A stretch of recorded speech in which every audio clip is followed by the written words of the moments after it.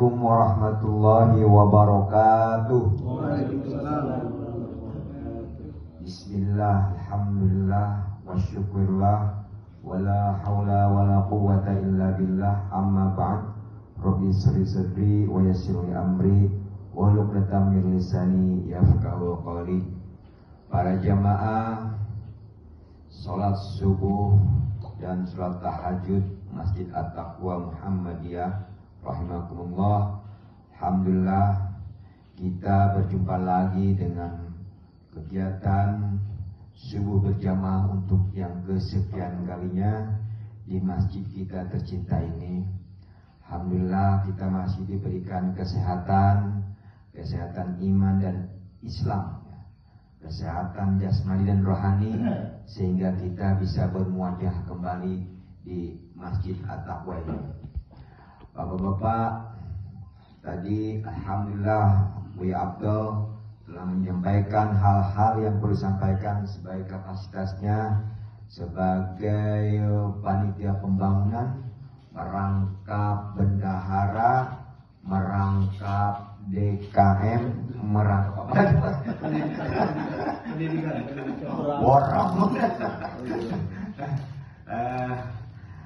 teman-teman, sebagaimana amanah yang ditugaskan kepada saya terkait subuh kita kali ini adalah pembahasan terkait ekonomi syariah.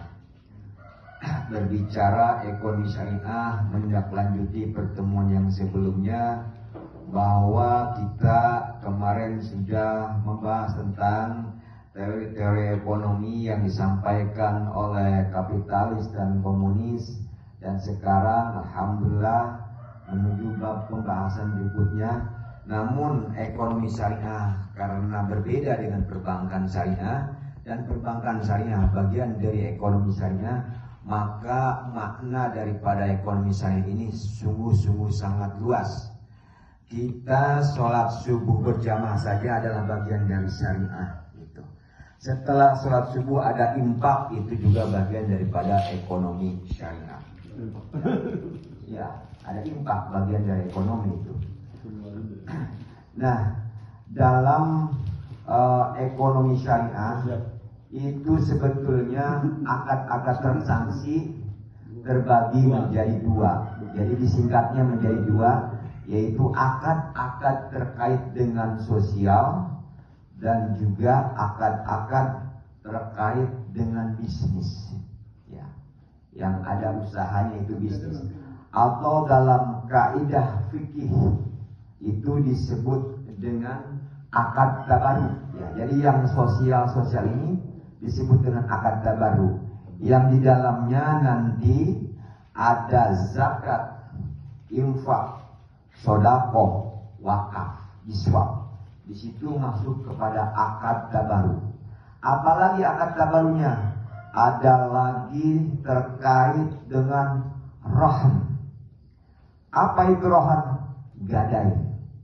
Apalagi di situ ada qard, ada pinjam meminjam. Jadi pinjam meminjam itu pada dasarnya dalam ekonomi syariah bukan bisnis, tapi masuk kepada tabarruk, kebaikan.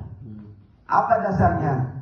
Ta'awanu 'alal birri wat taqwa wa la ta'awanu 'alal itsmi wal 'udwan. Jadi namanya tabarruk, kebaikan, tidak boleh ada bisnis di situ, ya. Misal apa ya, kita mau bahas rahan. Rahan ini dalam Al-Quran dibahas setelah ayat riba, ya. Bismillahirrahmanirrahim. Wa in kuntum ala safari wa lam tajidu katiban farihanum maqbudah fa in amina ba'dukum ba'dan falyu'atil ladzi tumina wala taktumu syahadah wa ma yaktumha fa innahu atimu qalbu. Jadi intinya apabila kita dalam perjalanan kepepet lah, ini biar paham ya bahasanya, kepepet, terdesak, bukan duit ya. Kan perlu pertolongan. Singkat cerita, misalnya saya pada perjalanan jauh ya ke Bandung. Di Bandung transit di Purwakarta, kehabisan duit. Saya kebetulan di dompet ada semacam surat berharga ya. Misalnya ada semacam SIM ataupun sertifikat profesi lah. Kepepet saya di situ, akhirnya menyebabkan saya harus menyerahkan barang supaya dipercaya, supaya saya ditolong oleh orang yang belum kenal saya. Pegang barang berharga saya, bisa saja handphone barang berharga saya minta uang dengan jaminan ini. Jadi hari itu jaminan, gadai. Digadailah barang tersebut ya kepada orang yang menolong kita. Taruhlah dikasih 1 juta, handphone ini harganya 10 juta ya. Diserahkanlah handphone ini kepada orang yang saya nggak kenal, tapi dia menolong saya, ditolong. Nah, selama barang dipegang oleh yang punya uang, ini kepemilikannya belum pindah, hanya jaminan, ya, jaminan. Misal di situ muncul ada klausul perjanjian, penekanan kepada saya bahwa dalam tempo 5 hari, misalnya, apabila tidak dibayar hutangnya kepada dia, maka handphone yang 10 juta ini akan saya jual, ya, akan saya jual. Untung dong ya. Gue pun terima 1 juta, ini 10 juta, untung dong. Nah, walaupun terjadi kesepakatan antara yang punya duit dengan saya, ini dijual 10 juta, diambil semua, tanda tangan berdua sepakat, itu kategori akad batil, ya. Kenapa? Saya rugi, handphone saya 10 juta, dia untung. Nah, untungnya ini tidak boleh, karena rohani itu masuk kepada tabaruk, jadi tolong menolong, gitu, ya. Kalau kita ingat asbabun nuzul ayat riba, memang dulu itu ya, riba itu kenapa dilarang? Karena orang sudah kepepet ya, keboga duit, kersusah, anaknya berobat, ditolongan, tapi kudu ngalihan. Nah, itulah yang menyebabkan murka Rasulullah Shallallahu Alaihi Wasallam. Jadi kalau mau tolong menolong, udah jangan ada embel-embel, lu lebihin sekian, nggak boleh. Ya, maka itu disebut dengan lebihnya disebut riba. Ya. Nah ini pun lebihnya, saya cuma 1 juta dijual 10 juta, yang 9 juta riba. Ya, karena lebih. Nah, karena di sini tidak ada usaha, tidak ada bisnis, tapi kategori tolong menolong. Jadi rahan ini adalah gadai. Apa kesehariannya yang sering kita laksanakan? Kang Hamdan punya motor apa, Kang Hamdan? Perza. Ya. Minta tolong karena nggak punya duit, minta tolong ke Kang Sam. Minta tolong, Kang Sam, tolong dong bantu aku. Aku kayak ini maka bicara kulit lah. Tidak beli bias-bias acan. Cekli motor you. Urang beli beas.